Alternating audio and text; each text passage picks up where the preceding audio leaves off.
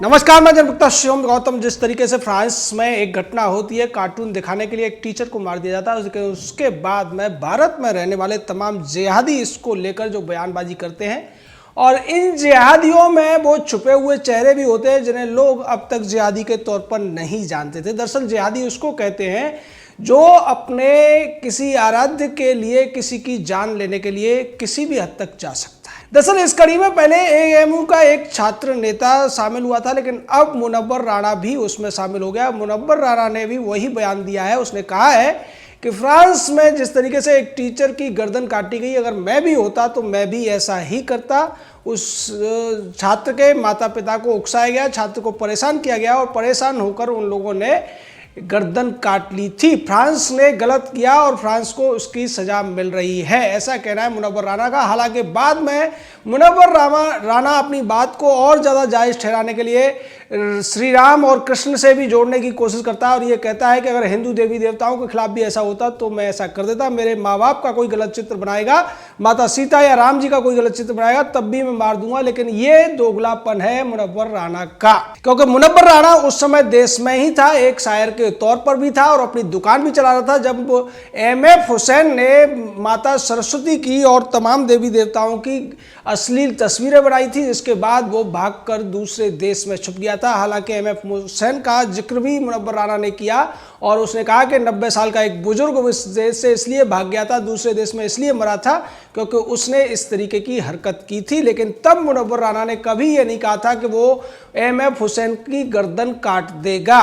मुनव्वर राणा अपनी बात को जायज़ ठहराने के लिए ये कहता है कि देश के अंदर ऑनर किलिंग की बहुत दिनों से परंपरा है और यहाँ पर ऑनर किलिंग को गलत नहीं माना जा सकता है, इसलिए फिर फ्रांस की घटना को कैसे गलत बताया जा सकता है। इस तरीके की बात करके मुनव्वर राणा ने अपने अंदर छुपे हुए जिहादी को बाहर निकाल दिया है। वही मुनव्वर राणा है जो अवार्ड वापसी गैंग के तहत अपना पुरस्कार वापस कर देता है और तमाम तरीके की बातें करता है। इसकी एक गज़ल को बहुत ज़्यादा ये पढ़ा करता है जिसमें ये कहता है कि हम सभी के पुरखों का खून लगा हुआ है इस धरती में, ये किसी के बाप का हिंदुस्तान थोड़ा ही है। लेकिन मुनव्वर भूल जाता है ये भारतीयों के बाप का ही हिंदुस्तान है, ये अरबी लुटेरों के बाप का हिंदुस्तान नहीं है, ये उन आतताइयों, हत्यारों, डकैतों और बहसियों के बाप का हिंदुस्तान नहीं है। आज मुनव्वर राणा ने जो कुछ कहा है ये उसकी असली मानसिकता है। मुनव्वर राणा की बेटियां सीए विरोधी जो जितने भी उपद्रव हुए थे उनमें शामिल रही थी और ये कहने की कोशिश इन लोगों ने की थी कि सीए कानून लाकर सरकार ने सेकुलरिज्म को खत्म करने की कोशिश की है। एक तरफ सेकुलरिज्म की वकालत करते हैं, लेकिन दूसरी तरफ ये सेकुलरिज्म का पूरी तरह से उल्लंघन करते हैं। सेकुलरिज्म में एक के अलावा दूसरे पंथ की बातों को स्वीकार करने की बात होती है, टॉलरेंस की बात होती है, जो कि इनके मजहब या जिहाद में कहीं भी नहीं है। ये कभी भी टॉलरेट नहीं हो सकते। जिस तरीके की बातें मुनव्वर राणा या फिर एआईएमआईएम के नेता और एएमयू के पूर्व छात्र नेता फरहान जुबैरी ने जो कुछ अलीगढ़ में कहा था और किया था, वही सब कुछ लखनऊ में मुनव्वर राणा ने करने की कोशिश की। लेकिन इन दोनों के साथ में यूपी पुलिस ने एक जैसा व्यवहार किया। फरहान जुबैरी के खिलाफ भी एफआईआर दर्ज हुई और वो अब फरार चल रहा है। अब मुनव्वर राणा के खिलाफ भी एफआईआर दर्ज हो गई है और इसमें जो आईपीसी की धाराएं लगाई गई हैं वो है 153A, 295A, 298 और 505। ये सभी धाराएं सांप्रदायिक रूप से सद्भाव बिगाड़ने की कोशिश, उपद्रव कराने की कोशिश, दो समुदायों के बीच में झगड़ा कराने की कोशिश को लेकर ये धाराएं लगाई गई हैं। ऐसी ही धाराएं फरहान जुबैरी के ऊपर भी लगाई गई हैं। ये दोनों व्यक्ति गलती से उत्तर प्रदेश में ऐसा अपराध कर बैठे, अगर दूसरे प्रदेश में करते तो शायद इतनी जल्दी इनके ऊपर धाराएं नहीं लगती, इतनी जल्दी इनके ऊपर एफआईआर नहीं होती।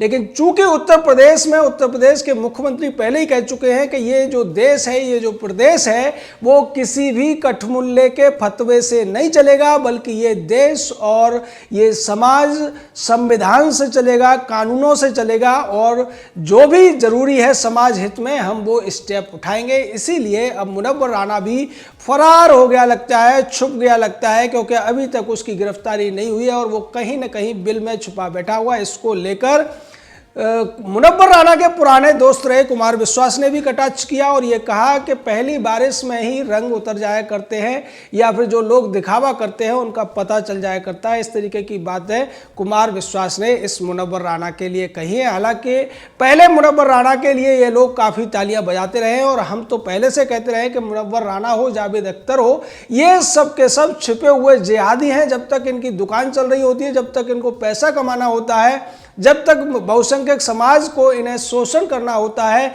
उनके पैसे पे ऐश करनी होती है, तब तक ये सेकुलर बने रहते हैं। लेकिन जैसे ही मौका आता है ये जिहादी के तौर पर सामने आते हैं। ज़्यादा जावेद अख्तर के मामले में हुआ था। जावेद अख्तर अपने आप को नास्तिक कहा करता था, लेकिन जैसे ही सीए का मुद्दा आया वो एकदम से जिहादी मानसिकता का बन गया और वो सीए का विरोध करने लगा।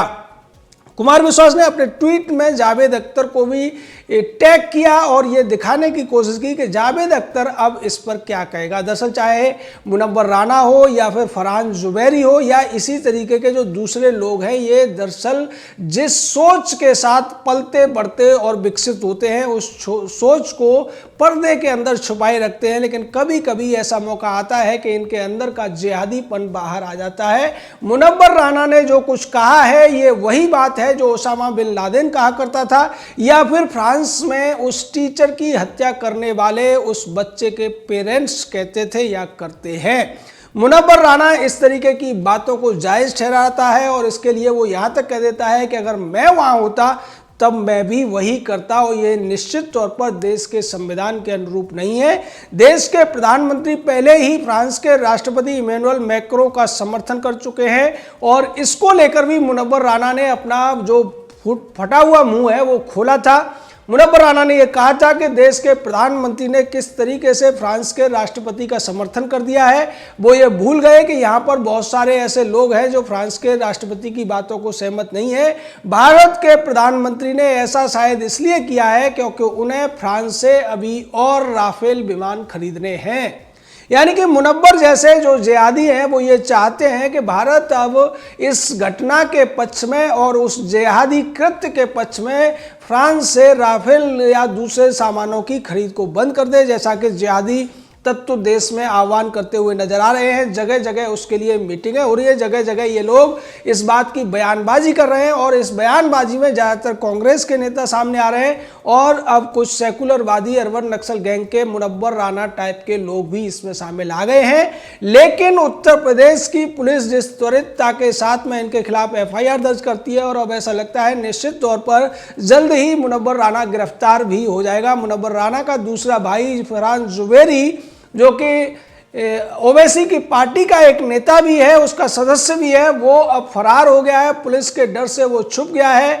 जो खुलेआम AMUA छात्रों के बीच में ये कह रहा था कि फ्रांस के राष्ट्रपति या फ्रांस के किसी भी व्यक्ति का सर मैं कलम कर दूंगा अगर उन्होंने हमारे नबी की शान में कोई भी गुस्ताखी की तो। मुनव्वर राणा हो या फरहान जुबैरी जैसे लोग हो ये भूल जाते हैं कि भारत के अंदर कितने ही लोगों ने भारतीय हिंदू देवी देवताओं के ऊपर किस तरीके की छींटाकशी की।